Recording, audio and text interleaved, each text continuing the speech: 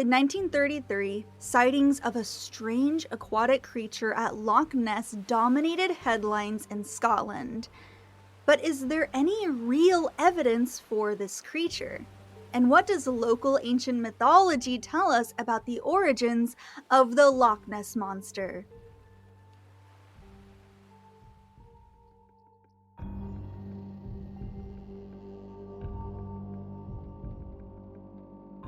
Ooh.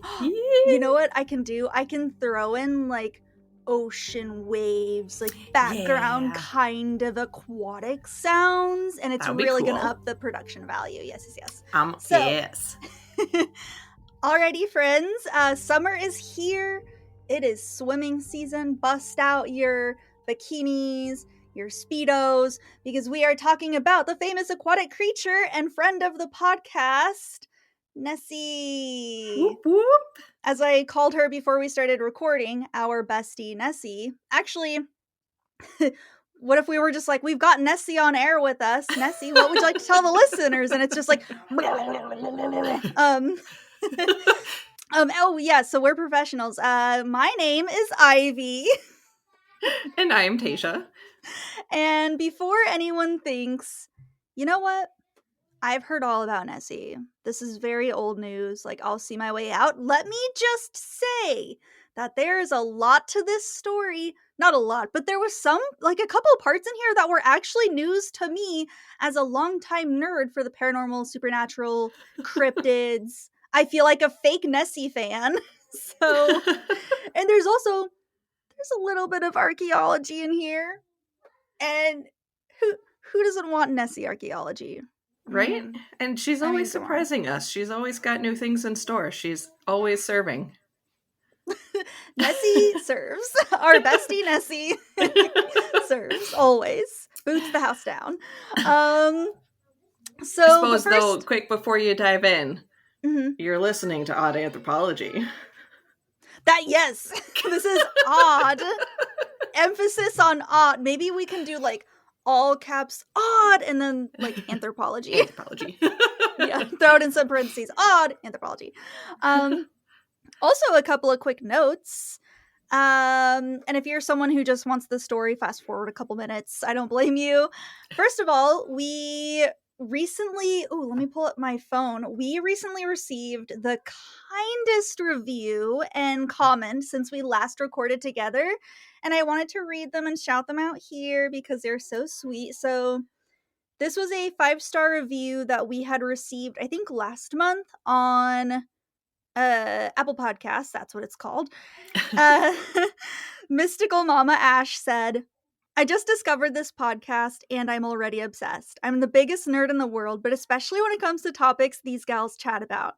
Can't wait for what is next. I mean, who doesn't love a good bog body? And that's so true. Snaps for Mama Ash. That is so true. Thank you. And then the artist, what is her name? Sarah Enns. Yes. Who you can find on Instagram at sj.ensz. They said in a recent post, as much as I've loved the layout of my studio, for context, she was redoing her studio, which I'm really jealous of. She has an incredible studio. I can't wait to see what she does. If I could...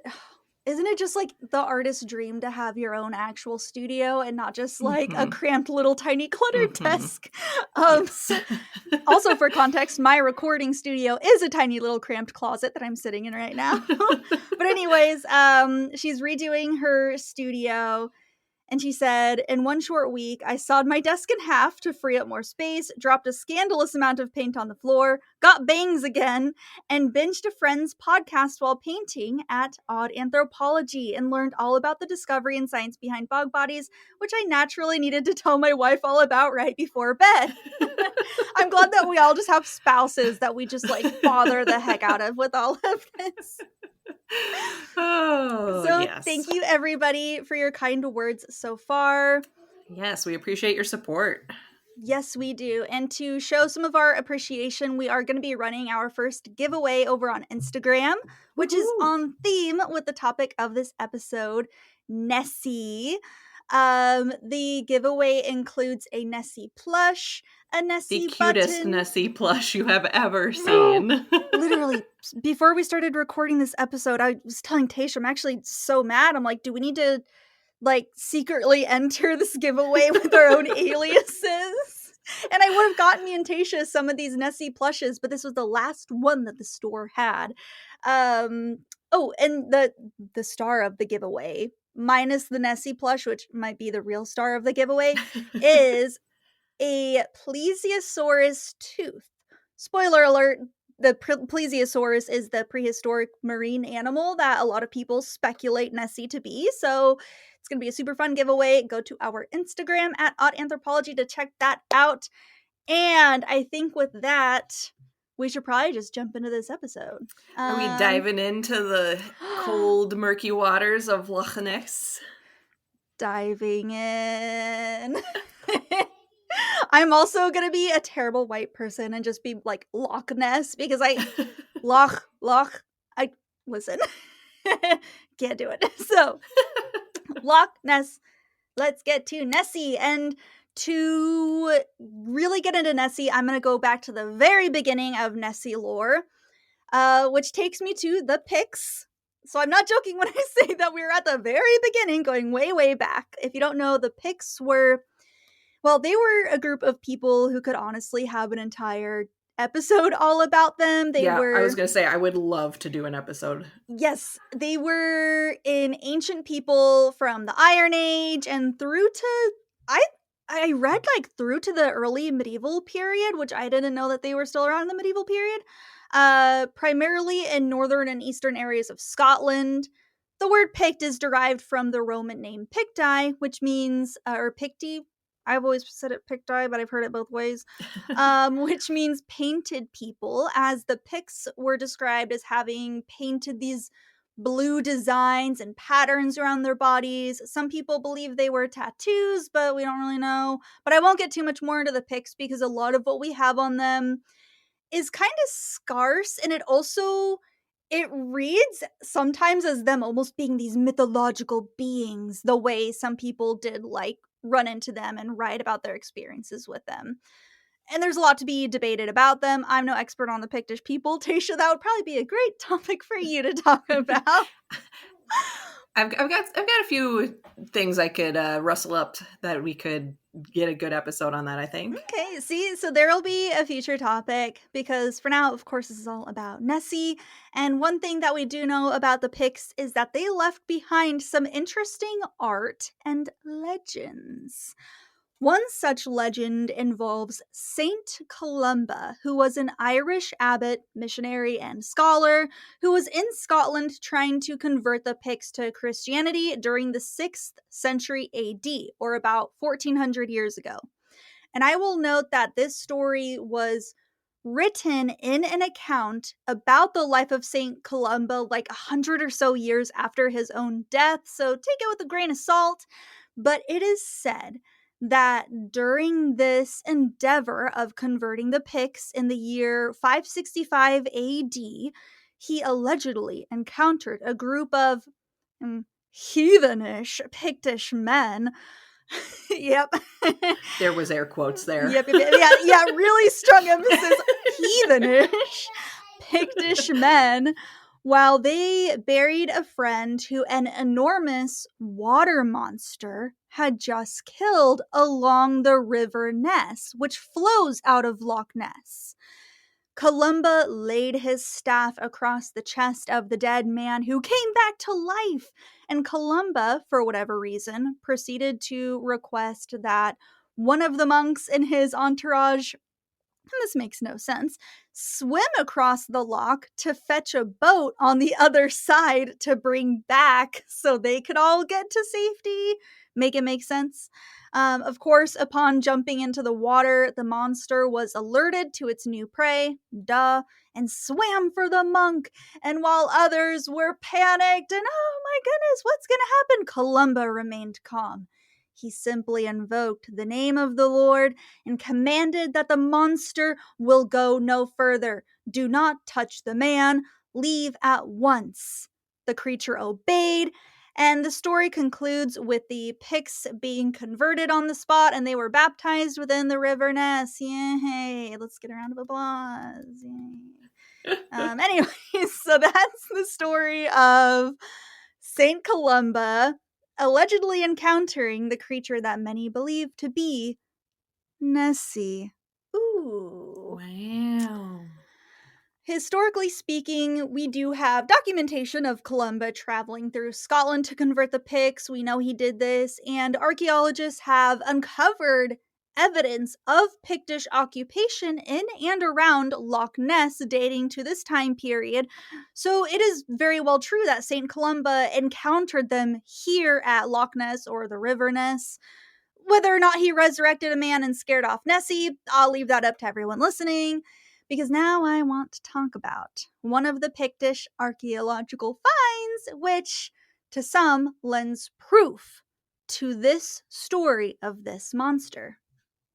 In 1869, at Drumbuie Farm, which sits alongside Loch Ness, 2 stone slabs were discovered on top of a cairn, which is a pile of stones usually meant to mark a grave, although they can also act as memorials or markers for other things. But one of these stones features some kind of serpent, and it is now known as the Drumbuie Stone. And I'm actually quite upset because this stone would be sent eventually to the National Museum of Scotland in Edinburgh, which I went to back in 2017 when I think I've mentioned it on here before. I honeymooned in Scotland, and I was racking my brain around it. I was like, I would have seen that. I would have remembered this. And when I looked it up, this stone unfortunately is not on view. It's very fragile. It's very, very old. So it makes sense. As someone, I worked in a museum for 3 years, so I get it, but I really want to see it. So maybe next time I'm there, I can finagle my way in. I'll flash my student ID or something and be like, or maybe a little bribery. I'll slide a crisp $20 bill across the table and be like, let me see the Nessie stone. Well, now at this point, it's Please. for research. It's for science because we have this Yes, podcast. this is for my profession as a podcaster. It's for my academia as a student. Do they want me Yes. to not get an education? Like, come Right? on. So I really want to see this stone. I also didn't get to see Loch Ness on that trip because all of the buses and tours and everything going up there were fully booked. So I'm really salty about that. But That just means you have to go back. it does. It means I got to go see other lochs and tour a different area of the Highlands, but I didn't get to see Loch Ness. Anyways, this isn't the Ivy podcast. This is the Nessie podcast. Stories of this stone featuring this serpent that was found near Loch Ness. It was known to some locals that this stone was found, but it also kind of eventually became like a little bit forgotten. People didn't think too much of it because they find Pictish art similar to this before. It's nothing that new. But in the year 1933, construction on a road that was adjacent to Loch Ness had just been finished, which allowed for a beautiful and unobstructed view of the lake. So it was super popular for the view alone. And in April of that year, a couple would claim that an animal, which they compared to a quote, dragon or prehistoric monster, crossed the road ahead of them. Of course, startling the daylights out of them before it plunged into the depths of Loch Ness. And once this story was printed, other sightings were very quick to follow. The next month in May, the Inverness Courier relayed the story of a couple passing by Loch Ness who noticed what they described as, and I quote, an enormous animal rolling and plunging on the surface of the water. By December of that same year, 1933, Nessie mania was in full force. The news company Daily Mail would go so far as to commission a big game hunter, and get ready for this name, Marmaduke Wetherell. Oh, that's a name. That's a good one. That's a good one. They commissioned him to find proof of this mystery aquatic serpent-like weird dragon-like creature. And he thought he did. He found footprints that he believed belonged to, quote, a very powerful, soft-footed animal about 20 meters long. And, you can, a lot of the times, you can judge the length of an animal based on the size of a foot. That's how he's like, this thing's pretty long. But this is so funny. So, a zoologist at the Natural History Museum was like, yeah, those aren't actual like living animal footprints. Rather, they were identical to footprints that you could make using, and this sounds kind of weird at first, hippo or elephant leg statues. Now, something to keep in mind, this is the early to mid 1900s. People loved the safari exotic animals aesthetic, the zebra skins and leopard skins, and there were a lot of stools, coffee tables, and even beach umbrella stands that were made to either look like fake hippo, rhino, or elephant feet. But also, this was the early to mid 1930s. A lot of the times, they were unfortunately real animal feet that had been poached. So, not surprised. yeah, this reminded me a lot of like Bigfoot footprints, where a lot of them it's literally just these perfectly stamped footprints, and you're like, yeah, a living thing didn't walk and make those. Also, Tasha, you would be great for covering Bigfoot with your background in biological anthropology and your interest in it. You need to cover Bigfoot one of these days. Add it to my list. So that's the tea behind Marmaduke Wetherell's Nessie footprints. They were near identical to these ones that could be made using like fake hippo and elephant feet. Some people believe that Marmaduke Wetherell planned this footprint hoax, but it's very possible that when news of this creature got out, someone went out there and created these footprints, knowing people would find them. We don't know who it was, but someone did, and Marmaduke came across them and thought they were Nessie. And people forget that humans love messing around with each other and pulling pranks and doing stuff like this. I think people like need to really remember that when you hear a lot of stories involving cryptids and the paranormal. A lot of the times it's just someone messing around with someone else. Rewards would soon be put out for anyone who captured more evidence of the creature that would go on to be known as Nessie. Nessie, Loch Ness. It took me an embarrassingly long amount of time to realize that Nessie came from Ness. I was like, oh, where did Nessie come from? Not a smart person. Listen, I'm only in my first semester of college. So people wanted to capture more evidence, especially photographic evidence of this monster. So one man, an English physician, Robert Kenneth Wilson, set out to do just this. And in 1934, he captured the iconic photo known as the surgeon's photo. Daily Mail printed it, giving the front page headline, London surgeon's photo of the monster. And this was news to me. I was like, oh, that's where surgeon's photo came from. It was this headline. And this photo especially is when more people began to speculate about what exactly this creature might be, noting that the shape of the neck and head of this creature resembled that of the prehistoric plesiosaur, which had gone extinct some 65.5 million years ago. And at this point in the story, I was like, ooh, maybe I'll get into a little bit of paleontology and I'll kind of look up like, were there plesiosaurs here or the plesiosaurus? I think plesiosaur is like the class, and then within that is the plesiosaurus, is I think the way it goes.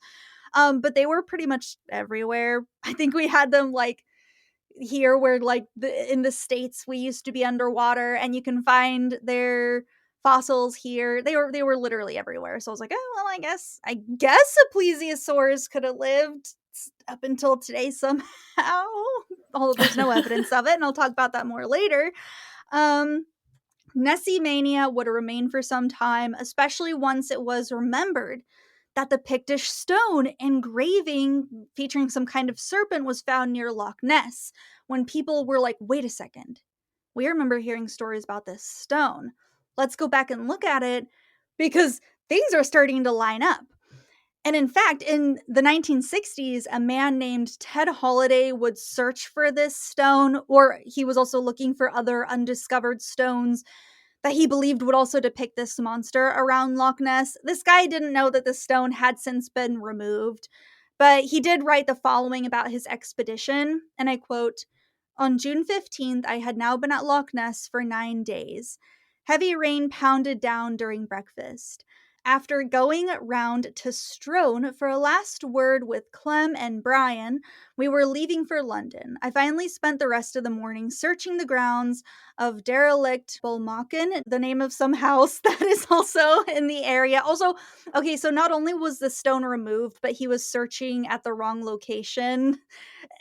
This reminds me that a time before Google existed and that it was really hard to like confirm these kinds of things. You just had to go off of like a lot of word of mouth or what you could find from local sources.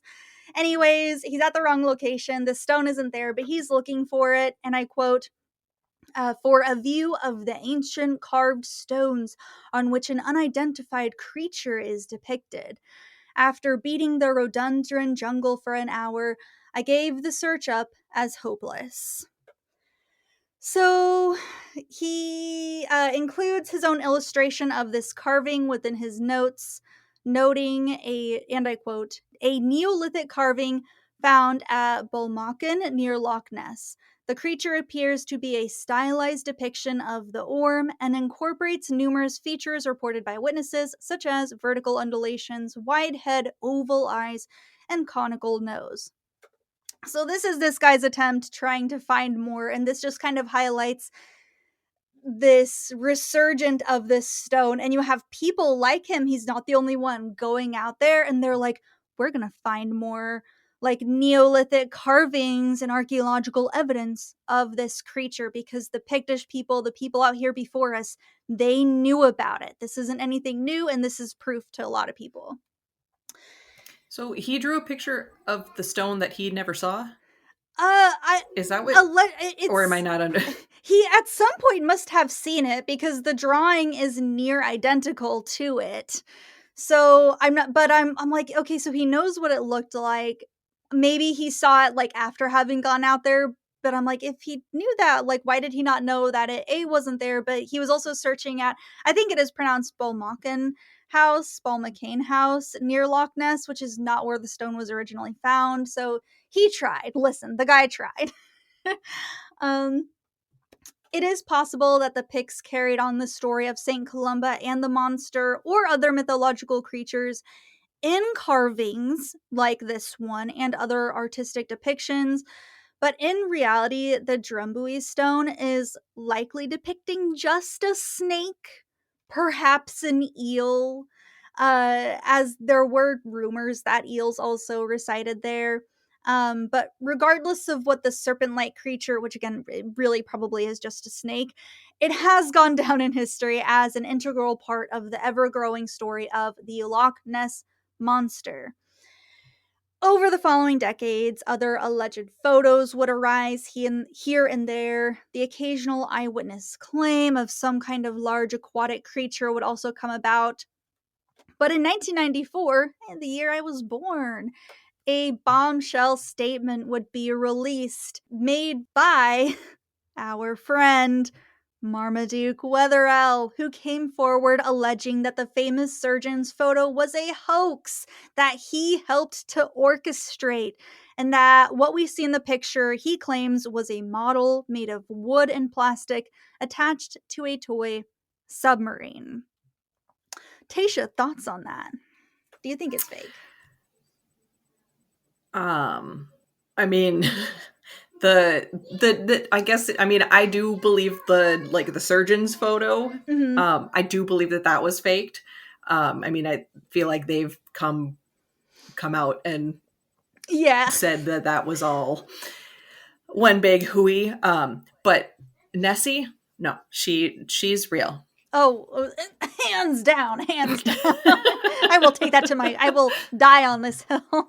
Absolutely. And some people wonder, like, well, why would he fake it? Why would the surgeon guy fake it? There was reward money involved. That's the risk of offering rewards for these types of things. People want that money and the attention, the notoriety, and people will do what it takes to get it. And this circles back to people like to mess with people. People are so willing to do these kinds of things for money, for attention, etc. On a similar note, other alleged photos appear to be fake or to be logs or ripples in the water. There's some pretty solid photoshopped Nessie photos out there. It really sucks to be in a day and age where it's also so easy, especially with AI, to make convincing fakes of this kind of stuff. Technological advancements would also lead to multiple sonar sweeps of Loch Ness over the years, which presumably would show such a large creature, but nothing has been seen yet. Even as recently as 2018, we've still been utilizing modern technology, such as taking water samples to conduct a DNA survey to tell us what all resides within it. Because obviously, all creatures expel something, pee, poop, other secretions, and which are thus present in the water. But there's been no DNA from a plesiosaurus or any other strange large creatures matching this description, minus the presence of eels. So for a long time, people would sometimes claim to see eels. There wasn't any evidence of it. But hey, apparently there is DNA of eels in Loch Ness, and eels can get really big. And so some of these descriptions of something undulating on the surface, twisting and turning, or something coming out of the water that looks like a long, skinny neck can very well be an eel. This DNA survey also helped lay to rest another theory, which was that the Loch Ness monster was a whale who somehow made their way in. Some people theorize that there's underwater channels that could connect Loch Ness to the ocean.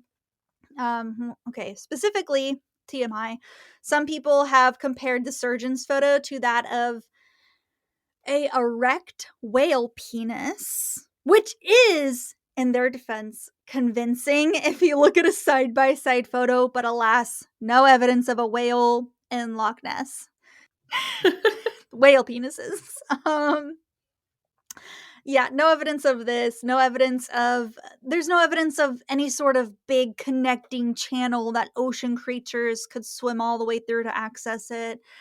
But if you recall, some eyewitnesses said that this creature did look dragon-like or prehistoric. With like one of these very first sightings, a creature was in the road. They had to like their old-timey car to not hit it, and they watched it go into the water. Well, that's not an eel. like that's not a big fish. What is this? And what fits the bill really well of this description is crocodiles, who of course don't naturally live in the Highlands of Scotland, so how could one end up causing such a ruckus? I know, we're really taking a turn here. Now I'm bringing up oh boy. crocodiles. But here's the thing. Okay, here's my take. So people, especially the wealthy, love purchasing exotic pets.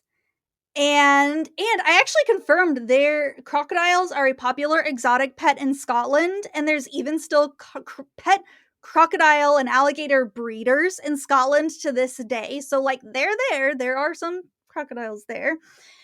But there's also we do have documentation of actual cryptid sightings. And actually, right here, I'll note real quick, some people consider Nessie to be a cryptid. Cryptids are defined as creatures whose reported existence is unproven. But if you're taking the route of Nessie is this existing animal like what we thought was extinct plesiosaurus, that would make Nessie not technically a cryptid, but I just use the word cryptid because that's what I've always used for Nessie and what most people do. Tomato, tomato. Anyways, people love to purchase exotic pets. Crocodiles and alligators are common exotic pets even in Scotland to this day. And we have a history, even here in the US, of people releasing exotic pets and those exotic pets being believed when people spot them out in the wild, and you're not expecting to see this like weird exotic animal out in the wild. They're mistaken as cryptids. For example, the Jersey Devil. Someone had, it was some kind of pet, like orangutan or an ape or something, and they released it. And I can't remember what city this was, but there's pictures. If you look up Jersey Devil, some of the pictures, it's very clearly this like ape looking creature in a tree. And that's what it was. Someone didn't want to take care of this exotic pet and they dumped it when locals saw it. And they're like, they're not used to seeing things like that running around in the wild. And so they're like, oh my God, is this the Jersey Devil? The, cryptid that we have all this lore about? And so it's not impossible that potentially someone abandoned a crocodile or alligator out there and that it managed to live for a little while. Probably not for very long, though, I would think, because it's a very different climate than they're used to. It's quite cold. I don't know what the food is like for crocodiles and alligators out there. So some people think that at the very least, the initial sighting of the dinosaur-looking creature in the road that goes into the water could have been something like a crocodile. Who knows? It feels a little bit, I don't want people to think that like I'm being a Debbie Downer, like, I don't know, trying to do all this debunking. There's the fake footprints. There's the surgeon's photo that people say is a hoax. There's initial sightings that could have been a pet crocodile on the loose or that was abandoned. But I still believe in Nessie because Nessie brings whimsy into our lives. And like literally, why not? It doesn't hurt for me to be like, yeah, I think there's some big creature in there still. Okay. Can you guess?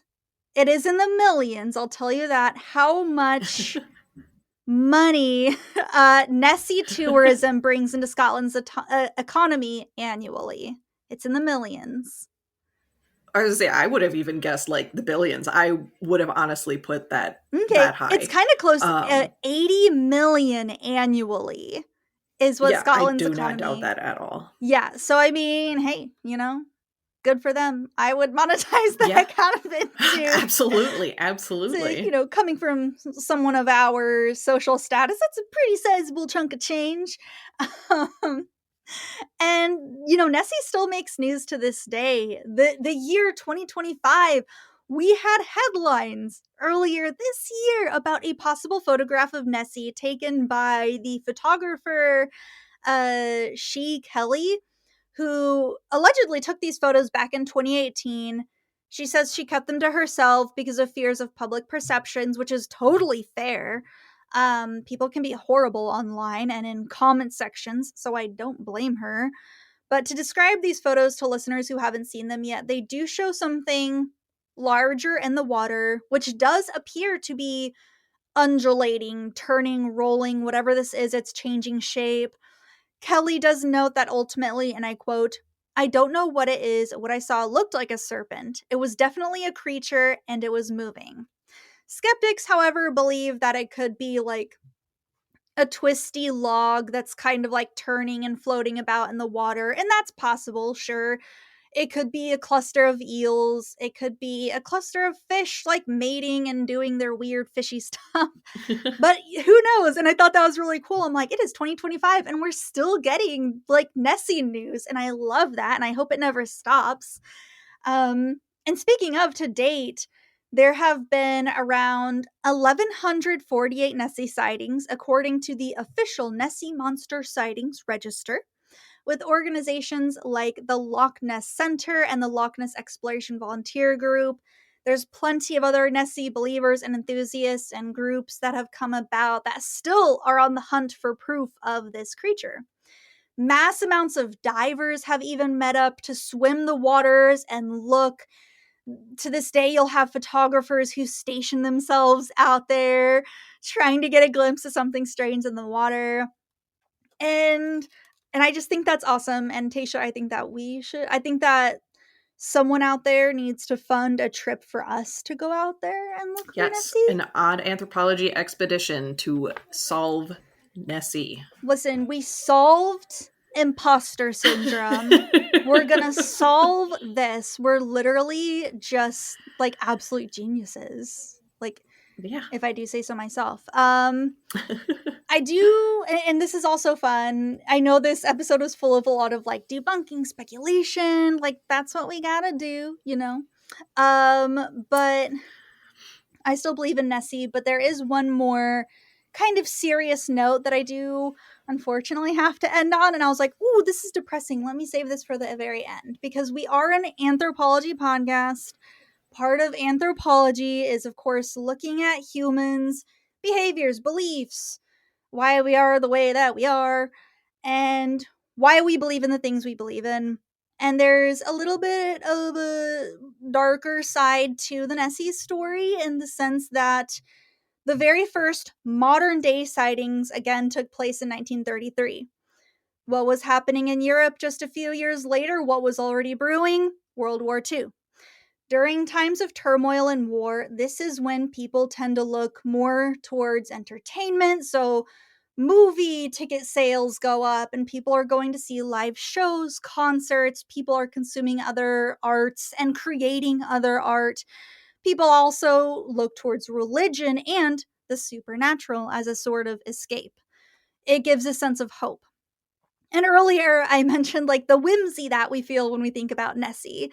And there, for example, so there's a famous case of they were known faked fairy photographs called the Cottingley Fairies, snaps for Cottingley Fairies, we love them, who made headlines some years prior in 1917, the same time that World War I was taking place. And a lot of people believe that World War I is taking place. Headlines, of course, everything is not great. And all of a sudden, people see these pictures of these supposed real fairies, and it gives this glimpse of whimsy, this hope, this like there's something else out there, there's something beautiful and magical out there. And those photos really took off. They were being printed everywhere. And so we have to, we have a track record of these mystical sort of things really capturing hearts and minds during times of turmoil as the horrors persist around us. And this very well could be why stories and alleged photos of Nessie really dominated headlines the way that they did. Other people speculate, however, there's the flip side of a coin. Some people think that Nessie's stories kind of represented the opposite. Instead of this, like, oh my gosh, like, how cool would it be if this crazy mystical or prehistoric being was still alive? Some people see this as like, a scary murderous water creature, and that this could have represented the lingering fears and threat that was the Nazis. So there's a lot to kind of ponder about with some of this as, we get into World War II and the bombings and bloodshed and genocide. Were those anxieties also reflected by some to this lingering threat that is this possible more malevolent prehistoric beast with ancient tales of it murdering the Picts? Who knows again? I feel like I say that a lot in every single episode. I'm like, who knows? Who knows comes with a little shrug.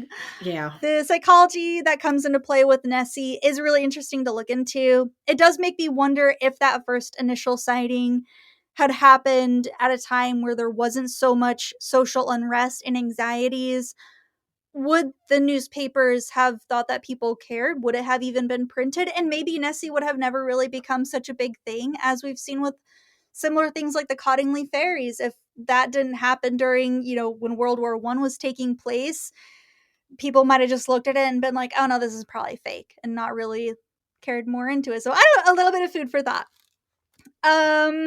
Obviously this wasn't the case with Nessie, because she's still super popular today, and Nessie continues to capture hearts. When looking for giveaway items, I literally just hit up like a few stores near me. I found the plush and the button at this touristy shop called Pirates Plunder, which is also just perfect. I purchased the plesiosaurus tooth from a shop called Gem Heaven near Pike, or it's inside Pike Place Market, which is near where I live in Seattle. And I thought that was really cool that I'm like, okay, like I gotta go find some Nessie stuff. And within like less than a half-mile radius, I'm like, okay, boom, boom, boom, here's some Nessie stuff because that's how popular she still is. Yeah. We even get memes that still circulate about Nessie. My favorite, probably our favorite, being the Glock Ness monster. Nessie holding a Glock. Love me the Glock Ness monster.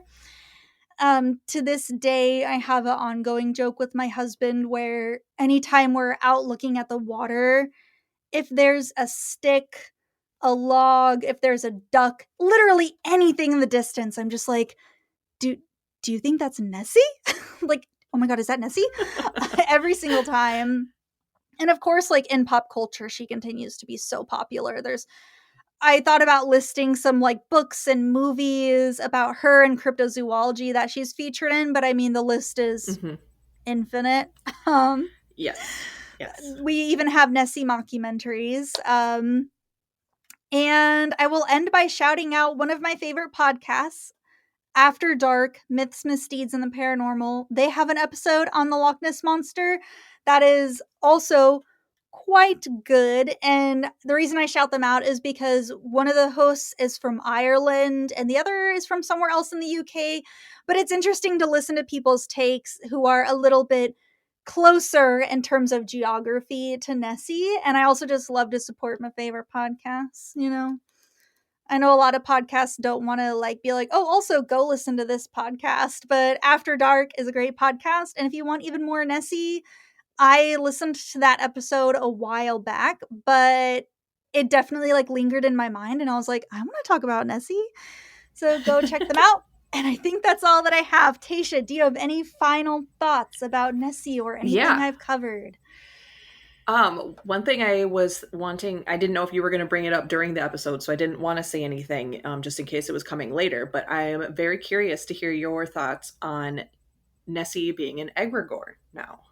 Ooh, you know, I suppose while you're thinking about that, an egregore, for those that don't know, is like a thought form. Like so many people believing in something or thinking about something, and especially something like Nessie, something like Santa Claus, people believe in it, and that makes it real. That makes it true. That makes it a thing. It kind of like materialize, like the collective energies materialize it almost.